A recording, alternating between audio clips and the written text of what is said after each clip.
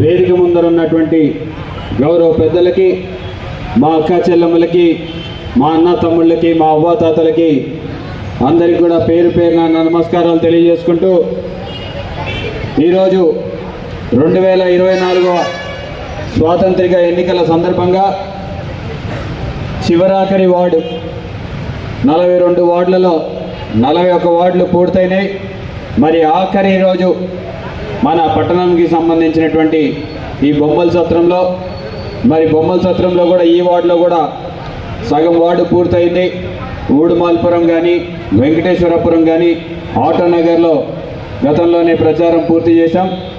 మరి ఈరోజు చివరాఖరి దినాన మన బొమ్మల సత్రంలో ముగియడం నిజంగా చాలా సంతోషకరంగా ఉంది. మరి గతంలో కూడా ఈ ప్రాంతం నుంచి మీరందరూ కూడా మీ బిడ్డలాగా నన్ను ఆశీర్వదించి ఒక మంచి అవకాశాన్ని నాకు కల్పించిన మీ అందరికి కూడా పేరు పేరున నా ధన్యవాదాలు, నా కృతజ్ఞతలు తెలియజేసుకుంటూ ఉన్నా. మరి 2024 ఎన్నికల్లో కూడా మరి ఇంకొక 5 రోజుల్లో ఎన్నికలు జరగబోతున్నాయి. మరి ఈ ఎన్నికల్లో మీ అందరి ఆశీర్వాదం తీసుకోవడానికి, మీ అందరి ప్రేమానురాగాలతో మరొకసారి నాకు అవకాశం కల్పించమని చెప్పి అడగడానికి ఇక్కడికి రావడం జరిగింది. మరి ఈనాడు మన 2019 ఎన్నికలప్పుడు మీ అందరి దగ్గరికి కూడా ఇంటింటి కాడికి వచ్చినప్పుడు మన వైఎస్ఆర్సీపీ మేనిఫెస్టోని చేతిలో పట్టుకొని వచ్చాం. మేనిఫెస్టో అంటే ఎలక్షన్లు అప్పుడు ఇచ్చే హామీ పత్రం. మరి ఆ హామీ పత్రాన్ని ఆ రోజు తీసుకొచ్చినప్పుడు చాలామంది అక్క చెల్లెమ్మలు అందరూ కూడా ఒకటే అనేవాళ్ళు, 2014లో కూడా చంద్రబాబు నాయుడు ఇటువంటి హామీలు ఇచ్చినాడయ్యా.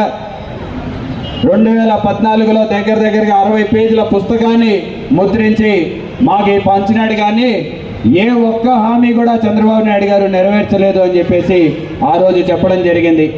అయితే మేమందరం కూడా ఒకటే చెప్పాం, అమ్మా ఇక్కడ ఉన్నది చంద్రబాబు నాయుడు గారు కాదు, జగన్మోహన్ రెడ్డి గారు. జగన్మోహన్ రెడ్డి గారు ఒక్కసారి మాటిస్తే మాట తప్పడు, మడమ తిప్పడు అని చెప్పేసి ఆ రోజు మీ అందరికి కూడా ఒక ధైర్యాన్ని, ఒక భరోసాని కల్పించాం. ఈరోజు 2024 5 సంవత్సరాల తర్వాత తిరిగి ధైర్యంగా మీ దగ్గరికి వచ్చి, అమ్మ మా పాత మేనిఫెస్టో చూడండి, దాంట్లో 99% హామీలు నెరవేర్చి మరొకసారి మీ ముందుకు వచ్చామని చెప్పడానికి ఈరోజు గర్వపడుతున్నామని చెప్పేసి వైఎస్ఆర్సీపీ పార్టీ తరఫున ఈరోజు ప్రతి అభ్యర్థి కూడా చెప్పుకునే పరిస్థితిలో ఈరోజు వైఎస్ఆర్ కాంగ్రెస్ పార్టీ ఉంది. గతంలో కూడా ఇదే మాదిరిగా అక్క చెల్లెమ్మలకి రుణమాఫీ చేస్తానని చెప్పేసి ప్రకటించినాడు, కానీ ఆ రోజు రుణమాఫీ చేయకుండా మోసం చేసినటువంటి పరిస్థితి మీరందరూ కూడా చూసినారు. మరి అలాగే రైతన్నలకు కూడా రుణమాఫీ చేస్తానని చెప్పినాడు, కానీ రుణమాఫీ చేయనటువంటి పరిస్థితి మీరందరూ కూడా గమనించినారు.